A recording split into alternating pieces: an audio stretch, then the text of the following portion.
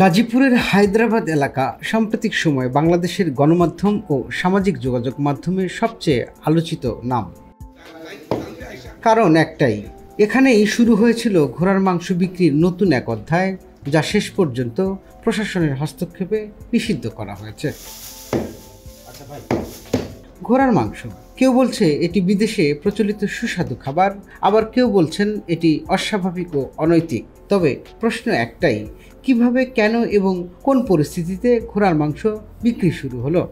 প্রশাসন কেন এটি নিষিদ্ধ করলো এবং এই ঘটনার সামাজিক প্রতিক্রিয়াই বা কেমন? আজকের বিশেষ প্রতিবেদনে জানাবো সেই গল্প।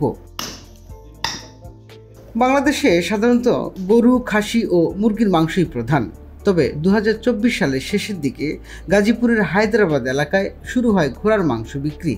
দাম কম হয়, প্রথম দিকে কৌতূহলী মানুষ ভিড় জমালেও ধীরে ধীরে এটি জনপ্রিয় হতে থাকে। ঘোড়ার মাংস বিক্রির খবরে এলাকাবাসীর একাংশ বিরোধিতা করলেও স্থানীয় প্রশাসন বিষয়টি তদন্ত করে। দেখা যায় মাংসের কোনো স্বাস্থ্য পরীক্ষা হয়নি, ব্যবসায়ীদের কাছেও নেই বৈধ কোনো সনদ। ফলে প্রশাসন অভিযান চালিয়ে বিক্রেতাদের তলব করে এবং ঘোড়া জবাই ও মাংস বিক্রি নিষিদ্ধ ঘোষণা করা হয়।